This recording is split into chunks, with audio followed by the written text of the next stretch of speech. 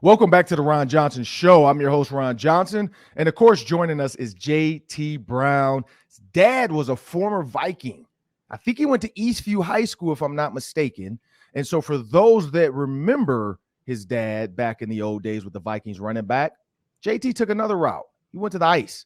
JT made a great career playing hockey, but now he works for the Seattle Kraken. He's a color commentary analyst. JT, let's jump into this, man. The Kraken and the expansion team struggling at the bottom.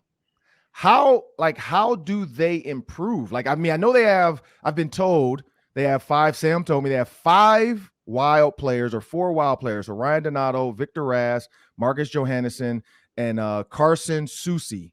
So you have all those former wild players on the team. Is that going to be the recipe? They need to grab some more wild players because we know Fiala might be out there eventually. Is that going to be the recipe, or is this just the early team hasn't really gelled yet? Well, first, thanks for having me on. And I'll go just a quick correction: Rosemount, right next to ECU. Oh, Rosemount. Okay. I couldn't let that one slide. I had to say Rosemount. ECU, little battles back and forth. But as we're talking about the Seattle Kraken, obviously, you'd like to be at a better position than where they are. But if you look at the tail of the first half of the season versus the second half of the season, they've definitely made some strides and improvements, post trade deadline. I think the biggest thing is building for the future. And yes, there's a couple of guys who have played for the Wild on the team, but in this moment, I think if you're just looking at their roster, it's built for more of the future. If you look at all of the draft picks that they were able to pick up, especially trading guys away at the deadline, whether that's Giordano, Yarncroke, you had Johansson was traded at the deadline too. There was multiple pieces moved, and looking at, I believe it's 33 picks in the next 3 years. So they're definitely building. There's options for them moving forward.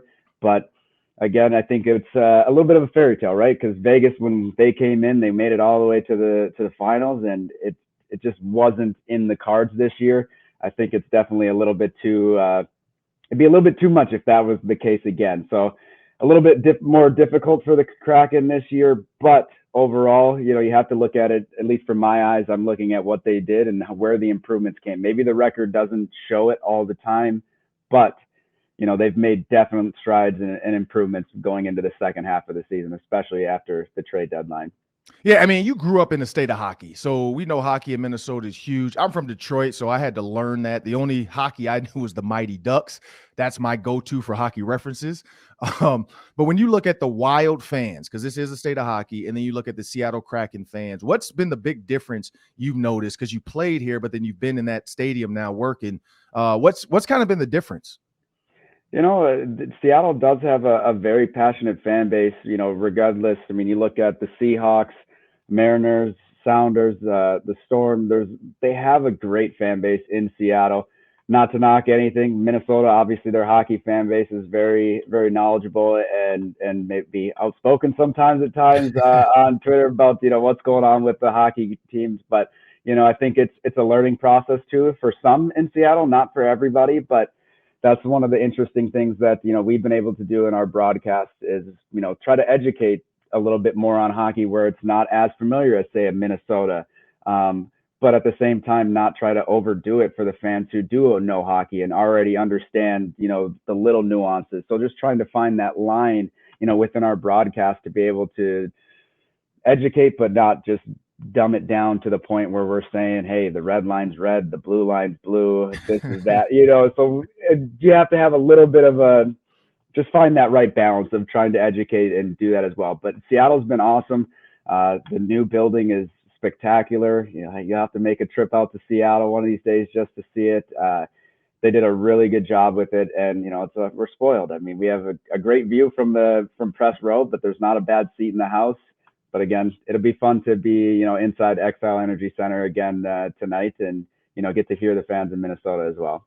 Yeah, I'll have to do that. Piper Shaw, I don't know what she did for the Kraken, but she was there at one point. I did some stuff with her with Fox. And so I did say at some point, my best friend, his wife is from there. So we've been talking about taking the kids out there. And, sports now when we travel has kind of been a thing. We were in Orlando. We checked out a softball game at UCF. We were in Phoenix. We went to the Suns game. So, I'm going to have to throw that one on the list of things to do because my kids haven't done a hockey game yet. So that might be not sure because now playoffs coming up. Not sure if we'll be able to get them into a wild game, but I know that's next up. But when we're talking about you mentioned hockey Twitter. How is the Wild Twitter fans compared to the Kraken Twitter fans? Well, it's a little bit different. As a player, you probably get a little bit more. You have a bad game, they might come after you a little bit more. You make a turnover, you have a bad play on a goal. The fans definitely a little bit more, I guess, at you. But at this time, I think, from a broadcast perspective, it's been good. The Twitter it's maybe a little bit less, not as much as when you're playing, at least from what I can see. But at the same time, it's been good. I wouldn't say it's been bad. There's been a lot of positive notes, whether it's on, whatever the outfit I wore or something we said on the broadcast. A lot of it's been positive for us in Seattle. And from a player standpoint, so are the Seattle fans nicer than the Wild fans when it comes to Twitter? Maybe. I mean, but there's nice fans everywhere, right? Like it's always the one loud one, right? That always tweets at you every time you made a mistake or every time you do this. You still see that with no matter what sports team you follow. There's going to be the one loud one that is always, creating the negativity online. Yeah, and looking at so let's put your overall analyst hat on. 26 wins. To get into the playoffs, you're probably going to have to get over 40 wins for the Kraken next year. It looks like everybody's kind of in that 40 win. That's what everybody's shooting for to kind of clinch and get in the playoffs. So when you're thinking about the Wild in the playoffs now, because you'll be soon enough, you'll be watching as a fan. The goalie or goaltender conundrum, I guess you'll call it. You got Fleury and you have Cam Talbot. If you are the coach, what do? Do you put the guy that's been in the pipes before, or do you bring in the guy that you said kind of has the experience? We needed an extra guy to make sure we can keep a hot hand on the goal. What would you do? Would you go with the old hand or the new hand? I would use these last few games, and for me, it'd be whoever's playing the best at that time. Okay. You look at it, but then you also have a shorter leash, right? You can go to your other goalie quicker than maybe in another series because you have two legitimate goalies that are ready and that can play in this position or can live up to the spotlight. So for me, it'd be, you're looking at the last few games of the season, you look at who's played the best over that span, but you also have the opportunity in, Minnesota's case to, let's say the first game doesn't go the way you want, or the second game where maybe, it's not playing up to where you think it is. Well, you have another guy ready to go. So you have a benefit in that. Yes, you have a little bit of more of a sticky situation trying to figure out who you want to play right at the start, but you can go back to the other guy quickly or a little more quickly than maybe a team that's been riding, their main starter and their backup didn't play very much during the year. You have two pretty solid goaltenders in Minnesota. So it's a good thing and a bad thing. Obviously, looking at the first part's a hard decision, but for me, I just go with the hot hand. Yeah, and if you're looking at the Wild and the Blues, right now they're fighting for home ice advantage. So this Kraken game is actually, these next, like you said, these next few are important. What does Seattle have to do to win this game? I think the big thing would be, one, you got to stay out of the box. That's an easy one, right? Penalties. It's hard to play when you're on the penalty kill. Seattle's been good on the penalty kill as of late, but if you take too many penalties, that just takes away from your offense as well. But I think the biggest thing for Seattle is starting on time. And, that's getting out to not necessarily getting a lead or, scoring in the beginning of the game, but just showing up on time. You can't get yourself into a hole. Seattle hasn't shown enough times throughout the year to have enough scoring to come back in a lot of games. So they need to play from the start.